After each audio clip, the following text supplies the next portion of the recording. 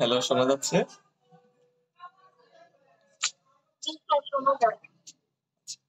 তো দেখা যাচ্ছে কি ঠিকভাবে? জি স্যার, দেখা যাচ্ছে। হ্যাঁ, আমি বেড়াতে আসছি তো বগুড়াতে মামার বাসায়। এজন্য এখানে আমার জিনিসপাতি নাই, মামাতো ভাইয়ের জিনিস দেখাচ্ছি।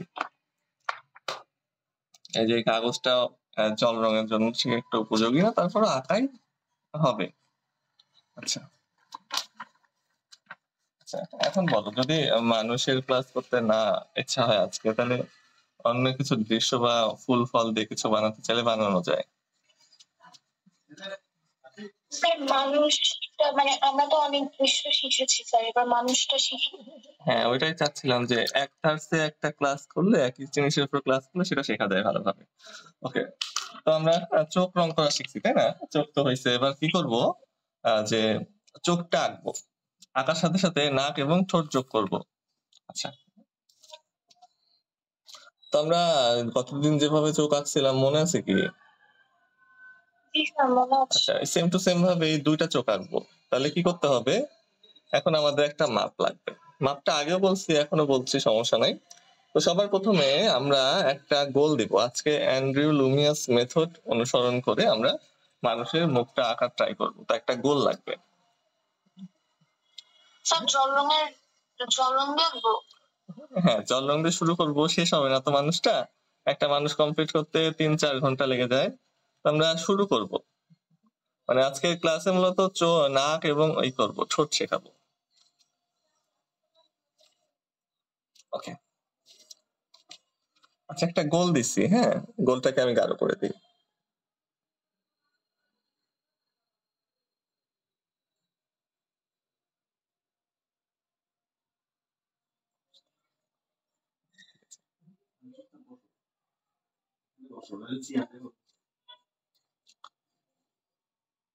আচ্ছা, গোলটা দেওয়া হয়ে গেলে জানিও।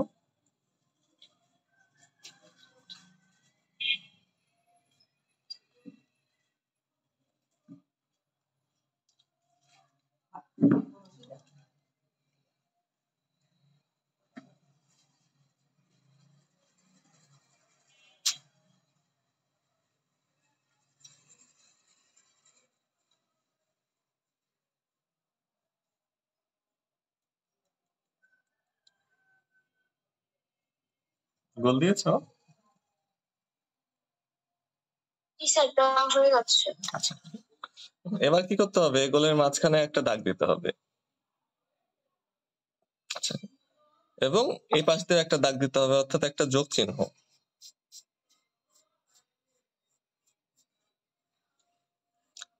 যোগ চিহ্ন হইলো। হ্যাঁ,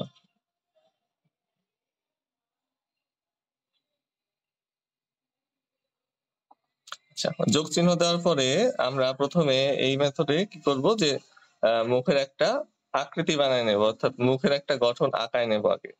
তো এই যে এটা হলো আমাদের কঙ্কালের ফুলির অংশ, অর্থাৎ মাথার অংশ। এবার আমাদের চোয়ালটা আঁকবো। তো কি করতে হবে? এখান থেকে দুপাশে দুটো রেখা টানবো। রেখা টানার পরে যে মাঝখানে দাগটাকে নিচের দিকে বাড়ায় দিব। বাড়ায় দেওয়ার পরে যে আমাদের একটা দেখো কঙ্কালের একটা মুখের আকৃতি হয়ে গেল। এই যে জ লাইন টেনে দিলাম। আচ্ছা, এই যে একটা আকৃতি হলো, হ্যাঁ, আকৃতি বানানোর পরে আমরা এখানে কি করব? চোখ নাক অ্যাড করব। আর আগে আমরা শিখছি ওটা হলো যে আগে চোখের মাপ দিয়ে সবকিছু আঁকায় টাকায় তারপরে জ লাইন দেওয়া। তো অনেক টেকনিক আছে, এক এক টেকনিকে এক এক রকম ভাবে আঁকানো হয়, কিন্তু মাপ একই থাকে। যে চোখের মাপ দিয়ে যেভাবে আমরা আঁকাইছি না, যে একটা চোখের মাঝখানে আরেকটা চোখের মাপের সমান গ্যাপ থাকবে। তো এই যে এরকম একটা ফেস হয়ে গেল। হ্যাঁ, এটা পড়া শেষ হলে আমাকে জানা। হ্যাঁ, আঁকলো।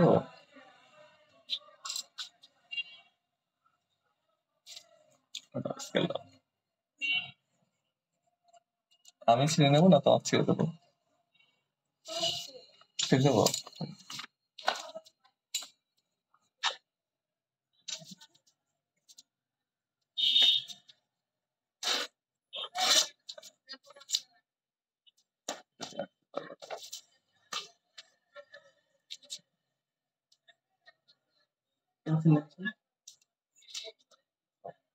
এটা হয়ে গেলে আমাকে দেখাও। এই যে নিচের থুতনির অংশটা না, এটা ইচ্ছা মতো চেঞ্জ করা যায়। এই যে আমি এটা দিয়েছি, এরকম চোয়াল সবার কিন্তু হয় না, তাই না? কতজনের চোয়াল গোলের মতো হয়, তো গোলের মতো দিতে পারো। এই যে নিচের অংশটুকু চেঞ্জ করার মাধ্যমে কি হয়, যে মুখের গঠন চেঞ্জ হয়। এটা সোজা দিয়েছি দাগ, এটা চিকন মানুষের মুখ, এটা যদি এভাবে দিয়ে দেই গোলের মতো করে, তাহলে আরেকটু আরেকটু মোটা মানুষের মুখ হয়ে যাবে। আরো গোলের মতো করে দিলে আরেকটু মোটা মানুষের মুখ হয়ে যাবে। তো এটা কিন্তু চেঞ্জ করা যাবে। এখন আমার মতো যে হতে হবে তা না, শুধু নিয়মটা খেয়াল রাখতে হবে যে এই যে সোজা রেখা, এর মাঝখানের এই রেখাটা থেকে আমরা দুই সাইড একটু বাড়িয়ে আমরা মুখের চোয়াল আঁকলাম।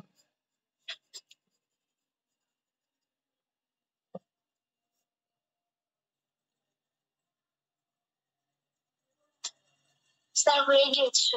হয়ে গেছে। এবার দেখো এই যে যোগ চিহ্ন টানছি, ভালো করে খোল দিতে হবে।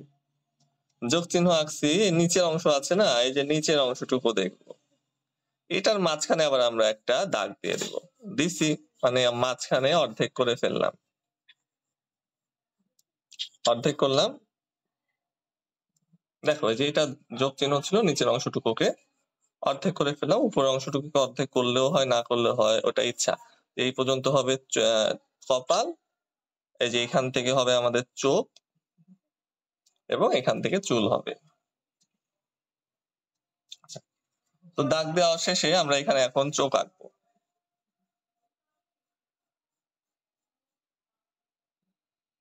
আচ্ছা, তো সবার প্রথমে এই যে মাঝখান আছে, মাঝখানের একটু ডান সাইডে এবং একটু বাম সাইডে দুটা পয়েন্ট নেব।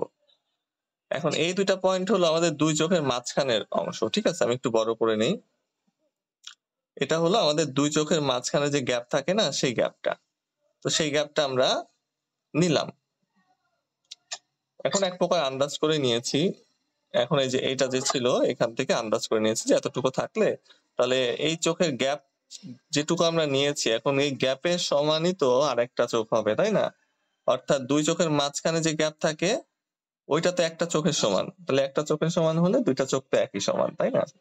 তাহলে এই যে আমরা গ্যাপটা নিলাম আন্দাজ করে, তো এই গ্যাপের এই যে দৈর্ঘ্য, এই দৈর্ঘ্যটাকে আমরা আবার ডানে নেব এবং এই দৈর্ঘ্যটাকে বামে নেব। বামে নেওয়ার পরে এই দুটাকে এবার বক্স বানায় ফেলবো। দেখো এই দুটাকে বক্স বানায় ফেলার পরে আমাদের কিন্তু ওই সেই চোখের মতো আকৃতি হয়ে গেল, যেটা আমরা শিখছি 2 দিন আগে, গত সপ্তাহে, চোখ আঁকানোর। এবার এই দুইটা বক্সের মধ্যে ওই সেম টু সেম ভাবে চোখ আঁকাতে হবে, যেটা আমি গত সপ্তাহে শেখাইছি।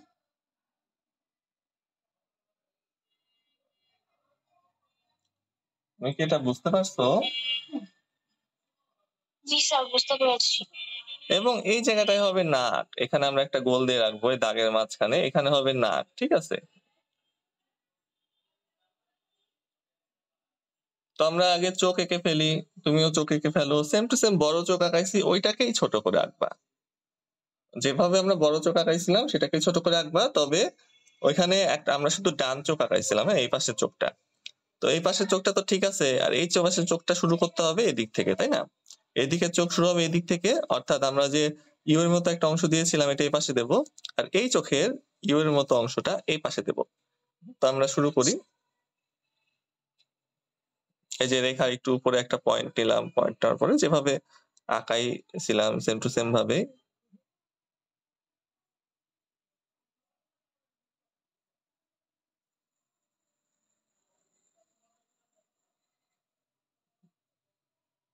চোখ আঁকায় ফেলাম একটা, এবার একটা। এখন দুইটা বক্স অবশ্যই সমান হইতে হবে, হ্যাঁ? চোখের দুইটা বক্স যদি সমান হয় তাহলে দুইটা চোখ তো এমনি সমান হচ্ছে। আচ্ছা 1 মিনিট দাঁড়াও, একটা কল আসছে, আমি একটু রিসিভ করে নিই। আচ্ছা, দেখতে পাচ্ছ? জি স্যার, দেখা যায়। চোখ আঁকানো হয়ে গেলে আমাকে একটু দেখাও।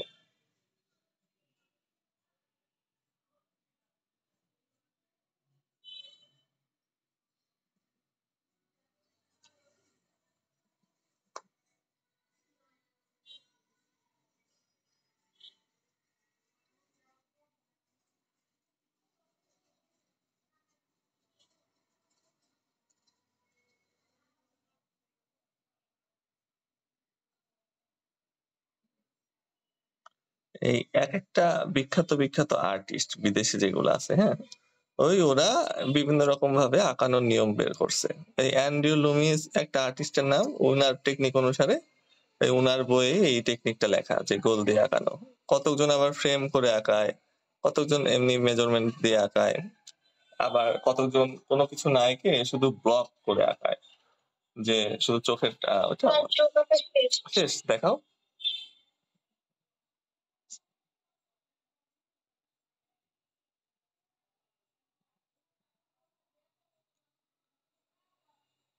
ওকে, হ্যাঁ হয়েছে। আচ্ছা, তো এবার কি করতে হবে? এবার ঠিক চোখের উপরে আমাদের ভুরু দিতে হবে, তাই না? এখন ভুরু কোথায় দিব? এই যে আমরা চোখ আঁকলাম, এই চোখের প্রস্থ মাপবো। এই যে চোখটা কতখানি প্রস্থ, এটা মেপে এতটুকু উচ্চতা থেকে আমরা ভুরু শুরু করব। তাহলে কি এই যে চোখের যে প্রস্থ, এটা উপরের দিকে রেখে আমরা ভুরু আঁকা শুরু করব।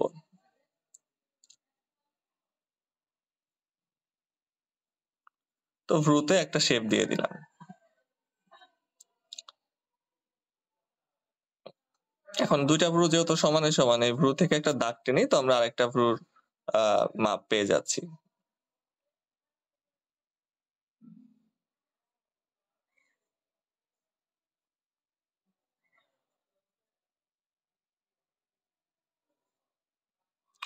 দুইটা ভ্রু হয়ে গেল, হ্যাঁ।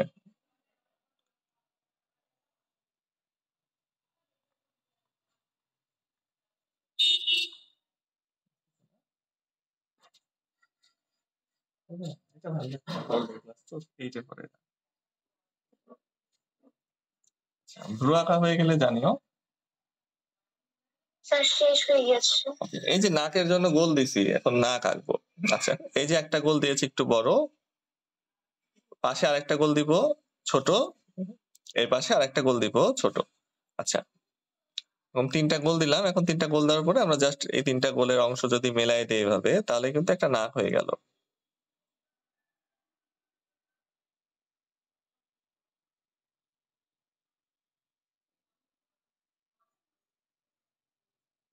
এই যে একটা নাক হয়ে গেল।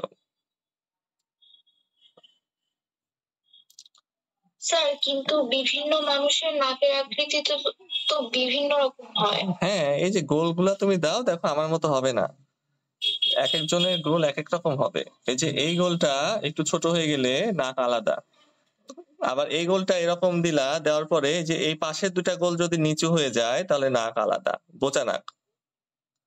আবার একই ভাবে এই যে এই গোলটা দিলা, লম্বা হয়ে গেল একটু গোলটা, আর এই পাশের দুটা গোল একটু উপরে হয়ে গেল, নাক চোখা হয়ে যায়। আবার এই গোলটা আরো লম্বা দিয়ে দুই পাশের গোল যদি আরো একটু উপরে দাও, আরো চোখা নাক হয়। তো এই দুটা গোল চেঞ্জ করার মাধ্যমে আমরা বিভিন্ন রকম নাক হয়ে যায়। আবার এই যে দেখো যে এই গোলটা এভাবে দিলা, দেওয়ার পরে যদি সামান্য একটু উপরে দাও, একদম পাশাপাশি না দিয়ে, তাহলে আলাদা নাক হয়।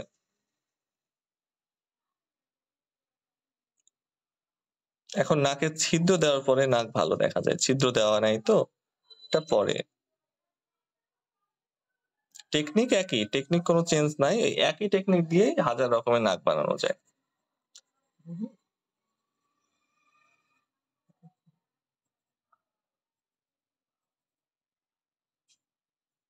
তো আমাদের টেকনিক শিখতে হবে। টেকনিক যদি শিখি, এটা ফেস ভেদে আমরা পারবো, যে ফেসটা আঁকবো সে ফেসে যেমন নাক আছে। আচ্ছা, আমরা নাক আঁকার পরে ভালো দেখা যায় না শেডিং করার আগ পর্যন্ত, যখন আমরা শেড দিব, ছায়াগুলা বোঝাবো, তারপরে কোথায় আলো পড়ছে বেশি কোথায় কম এইগুলা দেখাবো, তখন আস্তে আস্তে নাকটা সুন্দর দেখা যায়। কেননা নাকই এমন একটা অংশ যেটা আমাদের ফেস থেকে উপরের দিকে উঠে থাকে, তাই না? এখন আঁকানোর পর তো মনে হয় চ্যাপ্টা উঠে নাই, শেড করার মাধ্যমে ওটাকে আমরা উপরের দিকে উঠিয়ে দেই।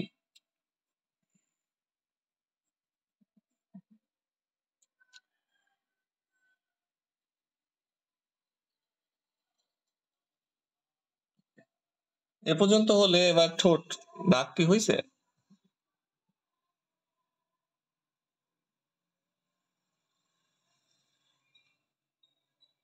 জি স্যার, নাক হয়ে গেছে। ওকে, এই যে এখানে আমি দুটো ছিদ্র দিয়ে দিচ্ছি ছোট ছোট।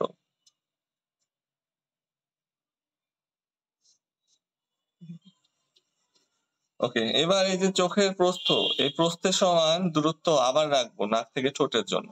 এই যে চোখের প্রস্থ যেটা ভ্রুতে নিলাম, ততটুকু দূরত্বই আবার নিচে রেখে আমরা ঠোঁট শুরু করব। এখন ঠোঁটের জন্য প্রথমে আমরা একটা বক্স বানাই নিব।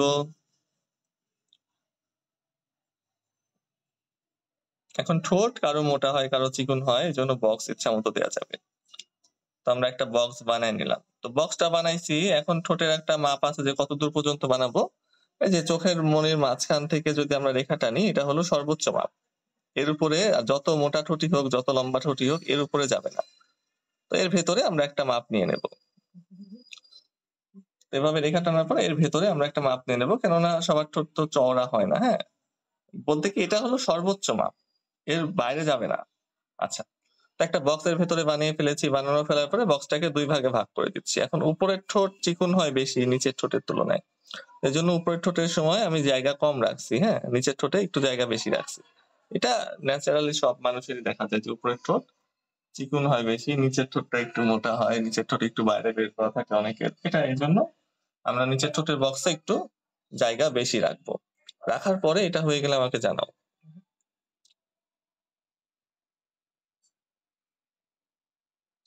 স্যার হয়ে গেছে। ওকে, এবার এই যে দাগ আছে, দাগটাকে কিন্তু সবসময় কাজে লাগতেছে। হ্যাঁ, দাগটা সোজা করে দিতে হবে অবশ্যই। এই যে দাগ আছে, দাগের এই যে ঠোঁটের উপর দিয়ে যে দাগ চলে গেল, এখানে আমরা একটা ভির মতো দিব। ভির মতো দিয়ে এই যে ঠোঁটটাকে মেলায় দিলাম, দাগের মতো করে এই দাগের সাথে মেলায় দিলাম। ওকে, তারপরে নিচের ঠোঁটটাও ঠিক একই ভাবেই বানায় ফেললাম, কিন্তু নিচের ঠোঁটে আর এই যে ভির মতো এই অংশটা তো থাকবে না। এখন একটা ছবি আঁকার পরে কিচ্ছু বোঝা যায় না কেমন হয়েছে কমপ্লিট হওয়ার আগ পর্যন্ত। তো আমার আঁকানো ছবিগুলা আউটলাইন করার পরে কেমন হয় এটা আমি দেখাবো না। আউটলাইন করার পরে কিছুই বোঝা যায় না যে ছবি আসলে কেমন হচ্ছে, যখন কমপ্লিট হয় তখন বোঝা যায়। আচ্ছা, তো আমাদের কিন্তু একটা মানুষ হয়ে গেছে 1000% সঠিক নিয়মে, কোনো মেজারমেন্টের ভুল নাই। তো এভাবে যদি আঁকো তাহলে আমাদের মাপটা সব ঠিক থাকে, এমনি আগের টেকনিকেও ঠিক থাকে, সবই ঠিক থাকে। তবে এইভাবে আমরা কি করি যে প্রথমে আমরা মানুষের মুখের গঠনটা আঁকাই নি। এবার এই মানুষের সৌন্দর্যের জন্য চুল লাগবে। এখন চুল কিন্তু এর উপরে হবে না, এর মধ্যেই হবে চুল। ঠিক আছে, এর মধ্যে হবে চুল। এই গোল যে দিয়েছি এর ভিতরেই হবে চুল, সামান্য একটু উপরে যেতে পারে। এখন আমাদের মাথার চুল চাঁদি থেকে কিন্তু খুব বেশি উপরে থাকে না, এই 1 ইঞ্চি বা হাফ ইঞ্চি উপরে থাকতে পারে। এই জন্য আমরা এখানে চুল দিয়ে দিচ্ছি। এখন এটাকে মেয়ের ফেসও বানানো যাবে, ছেলের ফেসও বানানো যাবে, শুধুমাত্র চুলের তফাতে।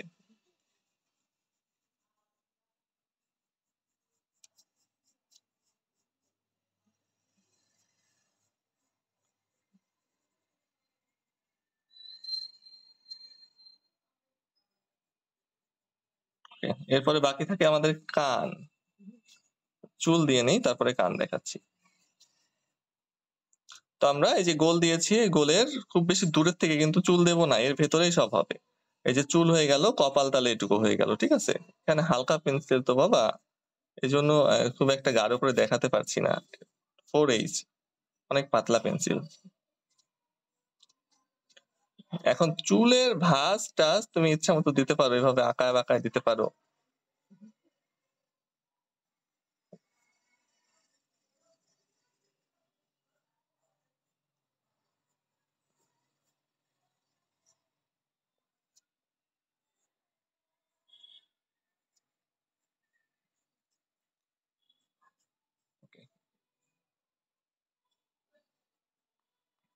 আচ্ছা, এ পর্যন্ত দেওয়া হয়ে গেলে জানাও, তারপরে বাকি অংশ। আচ্ছা, এই মুখটাকে আমি একটু গোলের মতো করে দিচ্ছি। চোখা মুখ ছেলেদেরই ভালো লাগে, দেখতেছি এটা ভালো লাগতেছে না, তো আমি একটু নিচের দিকটা গোলের মতো করে দিচ্ছি, তাহলে একটু সুন্দর লাগবে।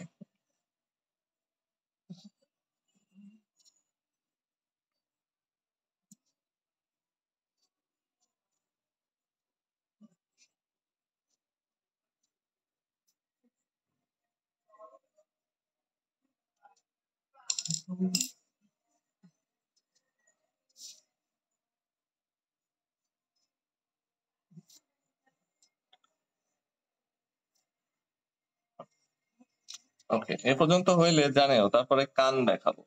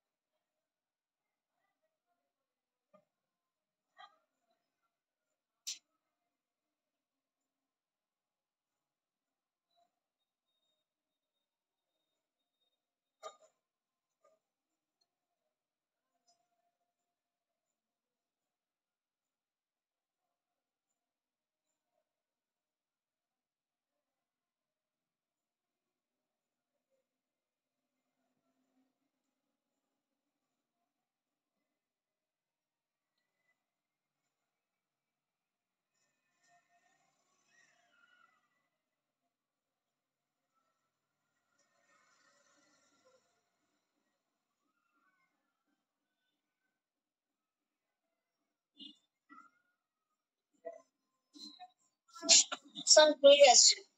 হয়ে গেছে? আচ্ছা। দেখো এই যে ভ্রু আছে না, ভ্রু, এই ভ্রু থেকে সোজা এবং নাকের ডগা, এই যে নাকের ডগা থেকে সোজা দাগ দিব এবং এই যে ভ্রুর যে কর্নার এখান থেকে সোজা দাগ দিব। দাগ দেওয়ার পর আমরা এই যে এতটুকু মাপ পেলাম, তাই না?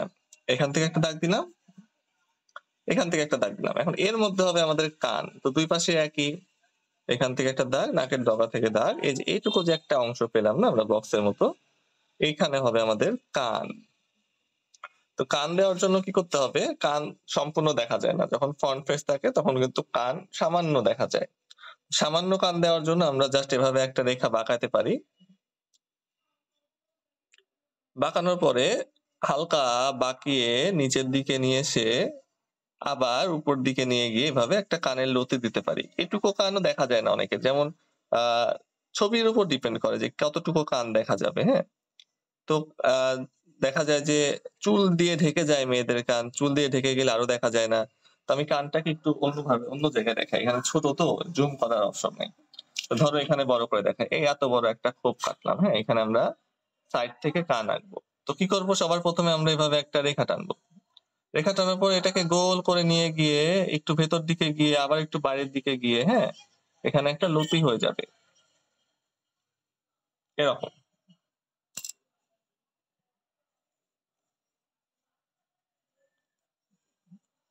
তো এটা হলো একটা শেপ। এই শেপটাকে আরো চাপায় দিতে পারি, আরো চাপায় দেওয়া বলতে কি আরো কম দেখাতে পারি। হ্যাঁ, কম দেখাতে পারি, কেননা যে কান আরো ছোট দেখা যায়। তারপরে রেখাটাকে ডাবল করতে হবে। এই একটা রেখা হয়ে গেল। এখন কানের ভেতরের অংশ আঁকছি এবং এই যে রেখাটা আছে এই রেখার উপর দিয়ে আরেকটা রেখা চলে যাবে, কিছু দূর যাওয়ার পরে শেষ। এই অস্পষ্ট রেখাগুলো মুছে দিই এখানে। হ্যাঁ বলো। স্যার এই ছবিতে কি কানটা না দিলে হয় না? মানে কানটা না দিয়েই সুন্দর লাগছে। কান তো দেখা যাবে না, কানের উপর দিয়ে যে চুল চলে যাবে, কানের এই লতার এইটুকু দেখা যাবে। কান ঢেকে যায়, মেয়েদের চুলে সবসময় কান ঢেকে যায়, যে এইটুকু দেখা যাবে। হুম, ছেলেদের ছবিতে কান দেখা যায়, মেয়েদের ছবিতে কান দেখা যায় না। জাস্ট একটা আইডিয়া দিলাম যে এইভাবে দেওয়া যায়। আমি যে এখানে ছোট্ট করে দিয়ে দিই, এই দেখো যে দিয়ে দিলাম।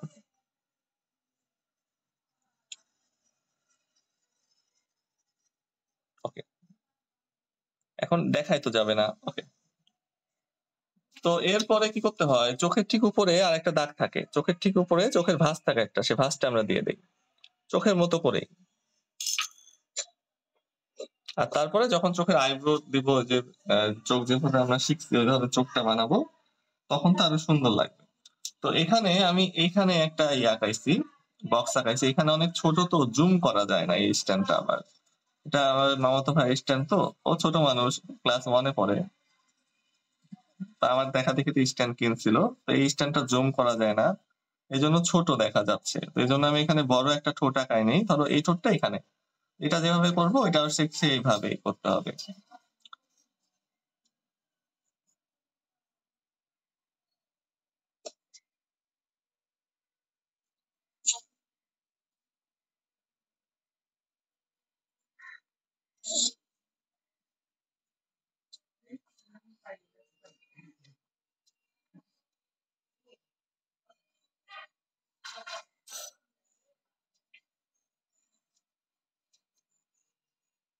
স্যার আমরা কালার করব না?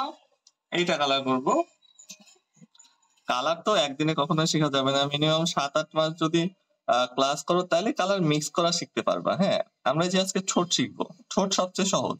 এখন মানুষ আঁকতে গেলে কালার ব্লেন্ডিং করাটা সবচেয়ে জটিল। এখন আমরা দৃশ্য যেভাবে কালার ব্লেন্ড করি সেভাবে তো মানুষে না, মানুষের প্রত্যেক ইঞ্চিতে ইঞ্চিতে আলাদা শেড। যেমন এইটুকুতে আলাদা শেড, এখানে আবার অন্যরকম শেড, এইটুকুতে আবার একটু লাইট টোন বেশি, আবার এখানে গিয়ে আবার শেড চেঞ্জ হয়ে যায়, এখানে লাইট থাকে, এদিকে একটু ডার্ক হয়ে যায়, প্রত্যেক সেন্টিমিটার সেন্টিমিটারে শেড চেঞ্জ হয়। তো ওই যে বিভিন্ন শেড মিক্স করা, ওইটা প্র্যাকটিসের উপরে। হ্যাঁ, আমরা ঠোঁট শিখবো, তারপরে নাক শিখবো, তারপরে আমরা এই চোখ সহ ঠোঁট নাক আঁকবো। এই শেড গুলা দেওয়ার পরে তারপরে আমরা বাকি ফেসটা করতে পারবো ধীরে ধীরে। আজকে যদি আমি দেখাই কোনো মতেই সম্ভব হবে না, কেননা এটা হয় না এরকম। আগে আমাদের খন্ড খন্ড জিনিস শিখতে হবে। যেমন চোখ শিখছি, নাকের শেডটা শিখলে, ঠোঁটের শেডটা শিখলে, চোখ নাক ঠোঁট যখন শেড করব তখন আমাদের কাছে ইজি লাগবে। আর সম্পূর্ণ যদি একবারে শেখাতে যাই কিচ্ছু বুঝবা না, কেননা আমি পারবো কিন্তু তুমি দেখে পারবা না, প্র্যাকটিস দরকার হয়। হ্যাঁ, শেড ব্লেন্ড করার জন্য জানোই তো জল রঙে ব্লেন্ড করা অনেক কঠিন। আর এখানে তো জল এমনি আপেল টাপেলে তো কি হয় যে এক সাইডে গাঢ় করে দিলে হয়ে যাচ্ছে, কিন্তু এখানে এক সাইডের মধ্যেই 7-8টা শেড ভিন্ন ভিন্ন কালারের, ওই যে কালার মিক্সিংটা ওইটা অনেক জটিল। তো আমরা আস্তে আস্তে শিখতে হবে ধৈর্য ধরে। মানুষ আঁকা সব থেকে কঠিন, পুরো আর্টের মধ্যে যত ড্রয়িং এর যত টপিক আছে মানুষের মুখ আঁকা সব থেকে কঠিন, এটাই সর্বোচ্চ। আর এটা ম্যাচ করানো তো আরো বেশি কঠিন। তো এই জন্য আমাদের ধৈর্য ধরে শিখতে হবে। আচ্ছা, ঠোঁট হয়ে গেছে। হ্যাঁ, এবার এই ঠোঁটটা একই। এখন আমি এই ঠোঁটটা রং করব। তো ঠোঁটে আমাদের আমিও কি লিখবো? তুমি যে ডাইরেক্ট ফেসের ঠোঁট রং করতে পারো, ইচ্ছা ডাইরেক্ট ফেসের ঠোঁট রং করতে পারো। এটা ছোট দেখা যাচ্ছে তো এই জন্য আমি ভালোভাবে বোঝানোর জন্য বড় করে আঁকতে হয়, এই জন্য এটা দেখাচ্ছি। না হলে আমি জুম করে নিতাম, এখানে জুম হয় না এটা ইনস্ট্যান্টলি।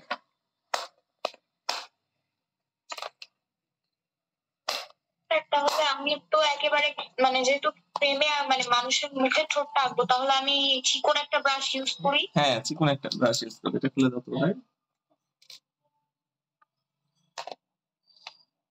এটা কিভাবে টান দিয়ে খুলে?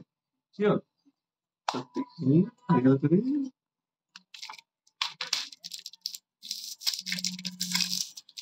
আচ্ছা, তো আমাদের এখানে কি রং লাগবে? আচ্ছা, ঠোঁটে রং লাগবে হলো সব থেকে লাল রংটা বেশি লাগে। হ্যাঁ, আচ্ছা, যেহেতু ঠোঁটে একটু লাল লাল থাকে তো আমরা সরাসরি লাল রং নিব এবং ব্রাউন কালার নিব। তো লাল রংটাকে অনেক হালকা করে গোলাবো, 2-3টা শেড দিতে হবে, এবং ব্রাউন কালারটাকেও হালকা করে গোলাবো। এই দুইটা কালার হলে কিন্তু হয়ে যাবে। আর আমার এখানে একটা তুলি আছে, এই তুলি দিয়ে আমি কাজ করি।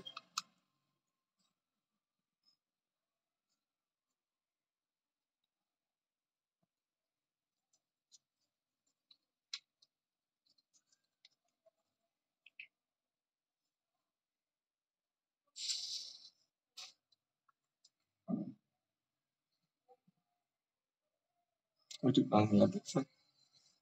এই রং দিয়ে বিভৎস রং করা যায়, বিভৎস। সামান্য রং লাগে। লাল রংটা কি অনেক পাতলা করে গোলাবো? হ্যাঁ, অনেক পাতলা করে। ব্রাউন রঙও অনেক পাতলা করে, লেয়ার বাই লেয়ার কাজ করতে হবে। লাল রংটাও পাতলা, ব্রাউন রঙও পাতলা। ফেসের কোনো রঙই গাঢ় হয় না, সব রং পাতলা, একদম পানির মতো করে গোলাতে হয়।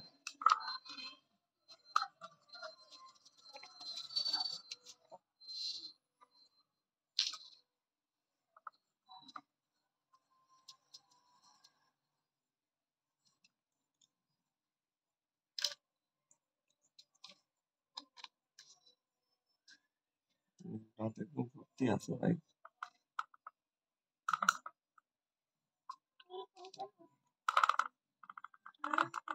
হ্যাঁ, আচ্ছা,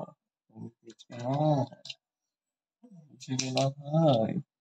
আমার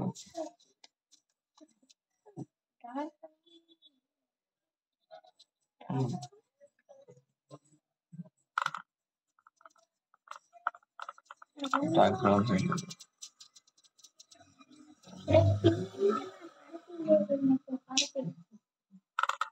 আচ্ছা, তো দুইটা রং গোলাইছি, রেড ব্রাউন। তোমার গোলানো হয়ে গেলে জানাও। সব পাতলা, মুখের রঙে কোনো সময় গাঢ় রং ব্যবহার হয় না, সব পাতলা। শুধু চোখ দেওয়ার সময় আমরা একটু গাঢ় রং ব্যবহার করতে পারি।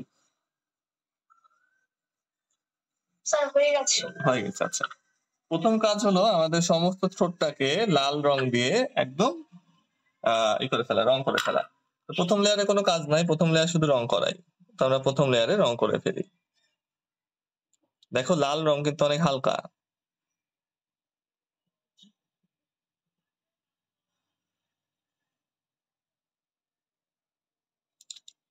র্যান্ডম মানুষ আঁকানো সোজা, যে আমরা যে মানুষটা আঁকলাম এটা কোন মানুষ জানি না, কিন্তু একটা মানুষ।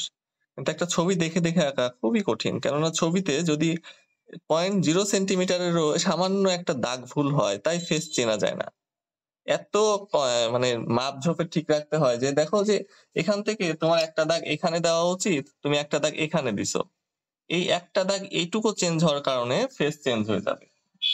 নাক এরকম এটুকু জায়গার মধ্যে হওয়া উচিত, তুমি সামান্য একটু চাপায় দিছো হঠাৎ করে নাকটা, এটুকুর জন্য পুরো ফেস চেঞ্জ হয়ে যাবে। তো এই জন্য এটা এত কঠিন একটা জিনিস, দেখে দেখে হুবহু ওই মানুষটার মতো করে মানুষ আঁকা। তোর জন্য মিনিমাম 70-80টা আগে এরকম মানুষ আঁকতে হবে, তাহলে তোমার হাত ঠিক হবে, তারপর তুমি দেখে দেখে আঁকতে পারবা। তাছাড়া যতই আমি শেখাই, নিয়ম তো শেষ, অনেক সামান্য একটা নিয়ম আছে, শেখানোর পরেও তুমি কিন্তু পারবা না, কেননা প্র্যাকটিস তো আর তুমি করো নাই, তোমার শুধু শুনছো আমার কথা, শুনে মনে রাখছো, কিন্তু হাতের প্র্যাকটিস দরকার। এই জন্য আঁকতে হবে বাবা, যদি মানুষ আঁকানো শিখতে চাও তাহলে প্রচুর প্র্যাকটিস করতে হবে, এর ছাড়া আর কোনো উপায় নেই। মাত্র 1টা 2টা নিয়ম আছে, নিয়ম শেখাই দিলে তুমি দেখে দেখে মানুষ আঁকতে পারবা, কিন্তু হবে না, কেননা নাক ভুল হবে, চোখ ভুল হবে, মেজারমেন্ট ঠিক থাকবে না। মেজারমেন্ট ঠিক করার জন্য তোমার হাতকে প্র্যাকটিস করাতে হবে, যেটা একমাত্র আঁকার মাধ্যমে। আচ্ছা, ফার্স্ট লেয়ার দিয়ে দিয়েছি, ফার্স্ট লেয়ার দেওয়ার পরে সেকেন্ড লেয়ার দিয়ে দিচ্ছি আর একটু গাঢ় করার জন্য। তারপরে আমাদের শেডের কাজ শুরু হবে, যে কোথায় আসলে ছায়া পড়ছে, কোথায় আলো পড়ছে।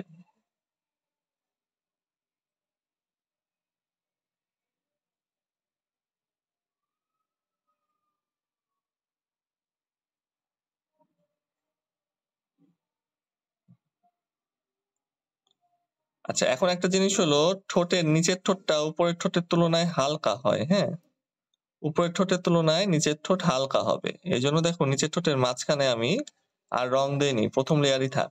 নিচের ঠোঁটে শুধু 4 কোণায় আমি রং দিয়েছি, মাঝখানে ফাঁকা রেখেছি। আর আমি উপরের ঠোঁটে আরো লেয়ার দিব।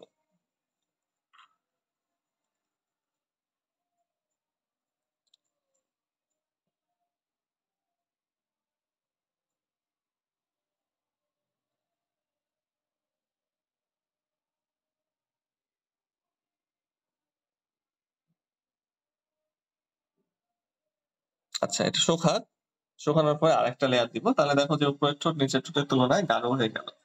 এরপরে আমাদের শেড খুঁজতে হবে, যে কোথায় কোথায় ছায়া পড়ছে।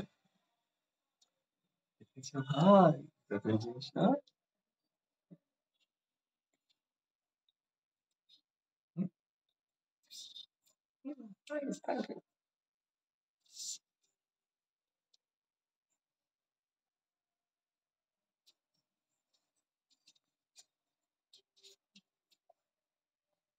একটা ছবি সুন্দর দেখা যায় তার ভেতরে থাকা আলো এবং আধার, এই জিনিসগুলা ফোটায় তুলতে পারলে। ছায়া কোথায় পড়তেছে এটা সব থেকে বেশি গুরুত্বপূর্ণ জিনিস, যে ছায়া যদি তুমি না দেখাও তাহলে সেই ছবিটা ফোটে না। যেমন এই ঠোঁটটা এখন কেমন লাগতেছে, ছায়া দেখানো নাই, আর ছায়া দেখানোর পরে কেমন লাগবে ওটা তুমি একটু করবা, খেয়াল করবা।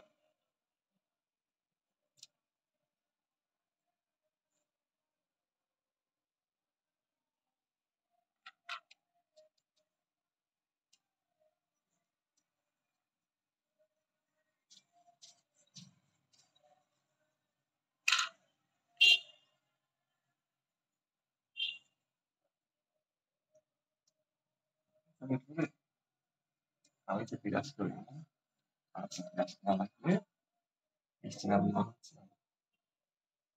বিরাজ বিরাজ মিষ্টি না লাগবে।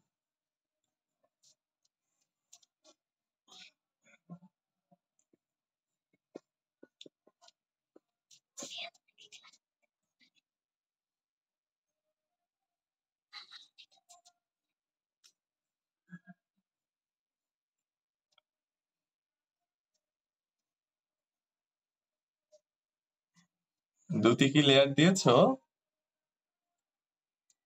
জি স্যার, 2টা লেয়ার দিয়েছি। আচ্ছা, এবার দেখো প্রথম কাজ, হ্যাঁ, প্রথম কাজ হলো এই যে 2টা ঠোঁটের মাঝখানে যে দাগ আছে সেটাকে গাঢ় করা। তো সেখানে আমরা ব্রাউন কালার দিয়ে গাঢ় করব, ব্রাউন কালার অথবা ব্রাউনের সাথে ব্ল্যাক মিক্স করা যায়। 2টা ঠোঁট একসাথে লেগে আছে এরকম, তাহলে এই যে দেখো এটা অন্ধকার দেখা যায়, তাই না? এখানে ছায়া পড়ে, কিন্তু ছায়ার জন্য ওটা কালো করতে হয় বা গাঢ় করতে হয়, এমনিতে কিন্তু ঠোঁটের কালার সব একই। ছায়া পড়ছে, ছায়ার জন্য আমরা এই অংশটাকে সবার প্রথমে গাঢ় করে দিব, এটা হলো আমাদের প্রথম কাজ। সেই মেঘ লাগছে রে বাবা, কখন যেন বৃষ্টি নামবে।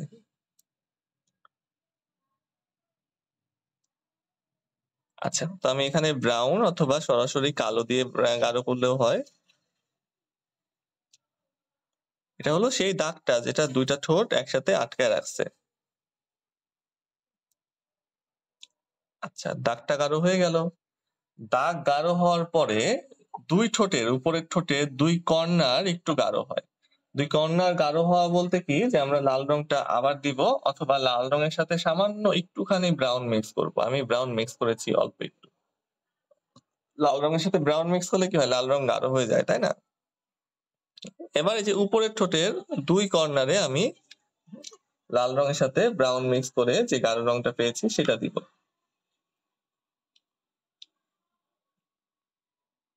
দুই কর্নারে আমাদের শ্যাডো থাকে।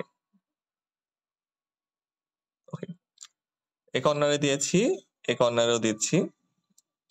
আচ্ছা, এটা দেওয়ার পরে শুকানোর আগে একটু দ্রুত কাজ করতে হবে। হ্যাঁ, এই যে উপরের শেডটাকে আমরা ঠোঁটের উপরের দিকে একটা লেয়ার দিয়ে দেব, উপরের দিকটা একটুখানি গাঢ় করার জন্য। আচ্ছা, একটুখানি গাঢ় করার জন্য দিয়ে দিলাম। এবারে যে ঠোঁটের নিচের দিকটাও ঠিক একইভাবে আমরা একটা লেয়ার দিয়ে দিচ্ছি, শুধু মাঝখানের অংশটাকে সাদা রাখছি। দুই পাশে লেয়ার দিয়েছি, উপরে লেয়ার দিয়েছি, মাঝখানের অংশটাকে সাদা রেখেছি। একইভাবে আমরা নিচের ঠোঁটেও। স্যার হ্যাঁ বলো। স্যার ওই যে লাল রং মিক্স করে যে ব্রাউনটা ওটা কোথায় দিব? আচ্ছা, ওটাই যে আমরা ঠোঁটের যে দুই কর্নারে দেখো যে এখানে দিয়েছি, হ্যাঁ কর্নারে দিয়েছি, উপর দিয়ে দিয়েছি, এই যে উপর দিয়ে দিয়েছি, এই যে এই কর্নারে দিয়েছি, ঠোঁটের কর্নার গুলোতে, ঠোঁটের কর্নার গুলোতে এটা গাঢ় হয়, শ্যাডো থাকে। আসসালামু আলাইকুম স্যার। ওয়ালাইকুম সালাম। ক্লাস তো শেষ রে বাবা, এখন জয়েন করলে? স্যার আমি ঘুমিয়েছিলাম, আচ্ছা, দেখিনি মাত্র সমস্যা নাই, রেকর্ড হয়ে গেছে। হ্যাঁ, রেকর্ড হয়ে গেছে, আমি রেকর্ডিংটা আপলোড হলেই দিয়ে দেবো। আচ্ছা, এ পর্যন্ত উপরের ঠোঁট করার পরে এবার নিচের ঠোঁট। নিচের ঠোঁটে আমরা নিচের দিকটা এই গাঢ় কালারটা দিব। গাঢ় কালারটা তবে কিন্তু পাতলা করে গোলাইতে হবে, এখানে ঘন করে কোনো গোলানোর পার্ট নাই। হ্যাঁ, পাতলা করে গোলাতে হবে। যে গাঢ় কালারটা নিচের ঠোঁটে দিয়ে দিচ্ছি, নিচের দিকটা।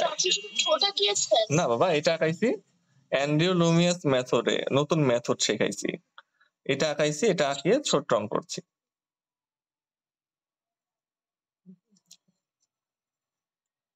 ওকে, এই যে এই দুই কর্নার সবসময় গাঢ় হয় কেন, যে দুই কর্নার একসাথে লেগে থাকার কারণে ওটা শ্যাডোর মধ্যে পড়ে, ছায়ার মধ্যে পড়ে। নিচের দিকে দিয়েছি, এবার এটারও ঠিক উপরের দিকে আমরা দিয়ে দেব, কেননা দুইটা ঠোঁট যখন একসাথে লেগে আছে তখন কিন্তু এই ঠোঁটের উপরের লাইনের অংশের আশপাশেও একটু ছায়া পড়বে। ওকে, দিলাম। এবার কি করব, একটু তুলি নিব, তুলি নিয়ে পানি নিয়ে এটাকে একটু ছড়ায় দিব নিচের রেখাটাকে। ছড়ানোর সময় আমরা এভাবে দাগ দাগ টেনে ছড়ানোর চেষ্টা করবো, এভাবে উপর নিচে দাগ দাগ টানবো। ঠোঁটের যে শেড, হ্যাঁ ঠোঁটের যে আমাদের যে দাগ দাগ থাকে, এটা যদি তুমি একটু আয়নাতে দেখো, যে একটু জুম করে বা কাছ থেকে ছবি তুলে, তাহলে দেখবা যে ঠোঁটের টেক্সচারটা এরকম থাকে যে উপর থেকে নিচে লম্বা লম্বি ভাবে দাগানো, এটা কিন্তু একদম মসৃণ থাকে না। তো ওটা আমরা এখন দেব শুকানোর পরে ব্রাউন কালার দিয়ে। তো আমরা এটাকে দাগ দাগার মাধ্যমে উপরের দিকে ছড়ায় দেওয়ার চেষ্টা করছি।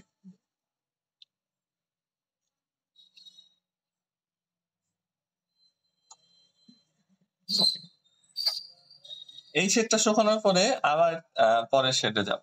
তো এটা একটু শুকায়নি। দেখো, একটা ঠোঁট আঁকতে কত সময় লাগতেছে। ঠোঁট তো মনে হয় যে একটা রং দিয়ে দিলাম শেষ, না একটা রং দিয়ে শেষ হয় না, ঠোঁটে বিভিন্ন শেড থাকে। আর সেটা যদি আমরা আমাদের ছবিতে দেই তাহলে ছবিটা ভালো দেখা যাবে, আর যদি সম্পূর্ণ রং দিয়ে দিই তাহলে তো কার্টুন দেখা যাবে। আচ্ছা আচ্ছা, শুকায় গেছে। এবার আবার আমরা ওই লাল রং এবং ব্রাউন কালারটা নিব, যেটা গাঢ়। আচ্ছা, নেওয়ার পরে কি করব, আবার কর্নারে দিব। তো ওই যে কর্নার সাইডে আবার দিচ্ছি, কর্নার সাইডে একদম কর্নারের সাইডে দিচ্ছি, এবং নিচের দিকে, উপরে ঠোঁটের নিচের দিকে দিচ্ছি।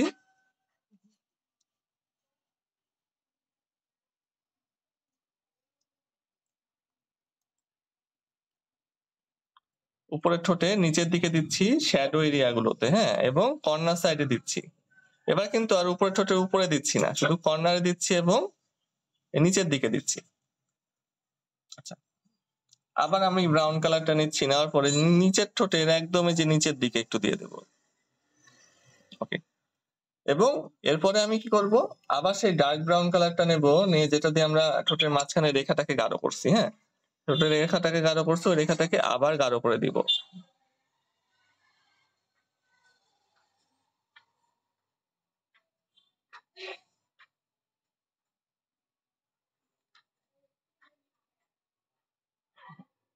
এভাবে প্রসেসের মাধ্যমে কিন্তু একটা ঠোঁট সুন্দর হয়ে ওঠে, বা যে কোনো একটা জিনিস সুন্দর হয়ে ওঠে। প্রথমবারে কিন্তু কিছুই বোঝা যায় না। নিচের ঠোঁটেরও এই কর্নার অংশটুকুতে আমি একটু গাঢ় করে দিচ্ছি।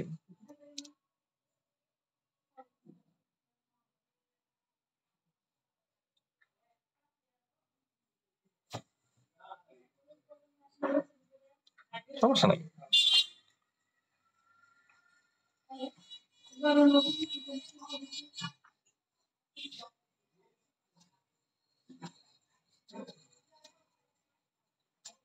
আচ্ছা, এরপরে ধাপে আমরা কি করব, ঠোঁটের টেক্সচার আঁকবো।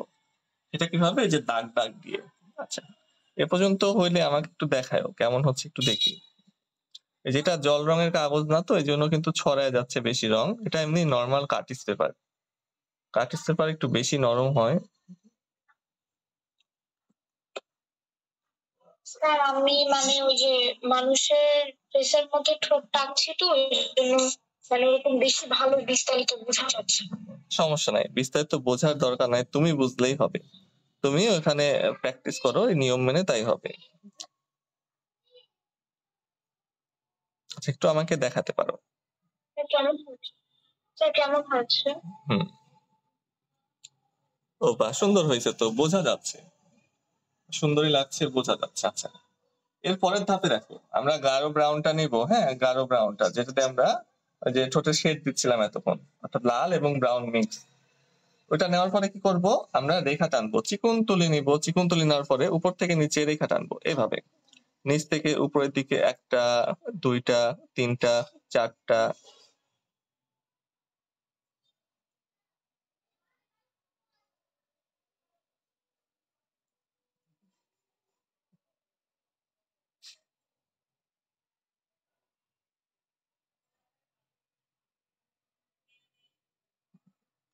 এই যে উপর থেকে নিচের দিকে রেখা টানছি।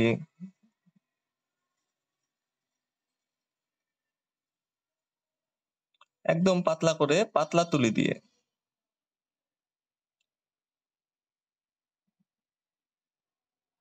দেখো, রেখা টানার মাধ্যমে ঠোঁটের টেক্সচারটা কিছুটা কিছুটা বোঝা যাচ্ছে। যে নিচ থেকে উপরের দিকে রেখা টানছি।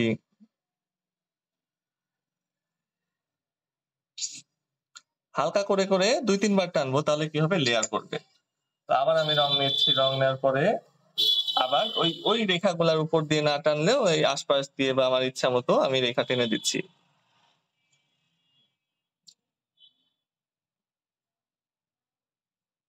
আর এটা টানার সময় তুলিতে বেশি রং থাকা যাবে না। হ্যাঁ, তুলিতে রং থাকা যাবে না, তুলিতে রং থাকলে ছড়ায় যাবে রেখা। তুলিতে রং না থাকলে কি হবে, যে রংটা ছড়াবে না, চিকন চিকন দাগ হবে।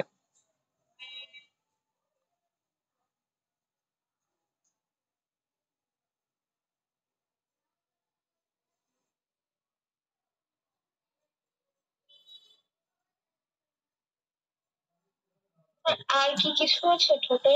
না, ঠোঁটে আর কিছু নাই, এবার শুধু ফাইনালটা আছে, এই মাঝখানে রেখাটাকে একটু গাঢ় করতে হবে। ওটা আমি কালো রং দিয়ে করে দিব, এটা শেষ। ও, হাইলাইট থাকে, হাইলাইট থাকে, ওটা সাদা রং দিয়ে করতে হয়। যেখানে এখানে সাদা রং দিয়ে একটু একটু দাগ দিতে হয়, ওটা পরে শিখবো না। হাইলাইট দিলে ঠোঁট আরো সুন্দর লাগে, ঠোঁটে চিকচিক করে একটা অংশ। হ্যাঁ, সেটা আলো পড়ার মাধ্যমে। লিপস্টিক নিলেও, লিপস্টিক না নিলেও, ওটা আমরা পরে শিখবো না আস্তে আস্তে। ওটা সাদা রং দিয়ে ডাইরেক্ট করতে হয়, সাদা রং ডাইরেক্ট নিয়ে একটু একটু দাগ দাগ দিয়ে দিলে ওটা হয়ে যায়। তো এখানে সাদা রংটা, আচ্ছা, তো আমি দেখো যে মাঝখানে রেখাটাকে কালো রং দিয়ে এবার গাঢ় করে দিচ্ছি, একটা চিকন রেখা দিয়ে। আমরা ব্রাউন কালার দিয়ে যেটা করলাম সেটা কিন্তু শেড ছিল। হ্যাঁ, শেড ছিল, এইটা হলো দাগটা। তো দাগটার আশপাশে ব্রাউনের শেড, ওটা দেখতে সুন্দর লাগবে।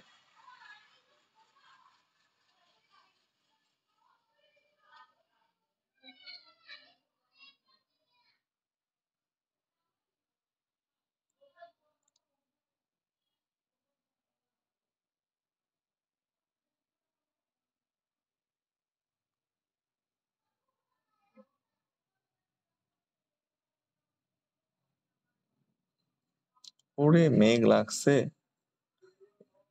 আচ্ছা, দেখো আমাদের ঠোঁট কিন্তু শেষ হয়ে গেলে দেখাও। আর কালকে তাহলে আমরা এই করবো না, নাকটা রং করা শিখবো না।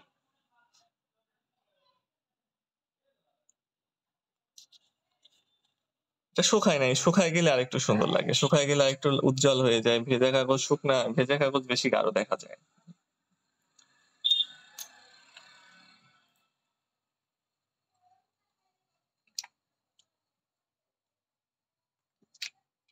আমার হয়ে গেছে। দেখি আমি রেকর্ডিংটা অফ করে দেই আর আমি এখনই আপলোড দিয়ে দিচ্ছি।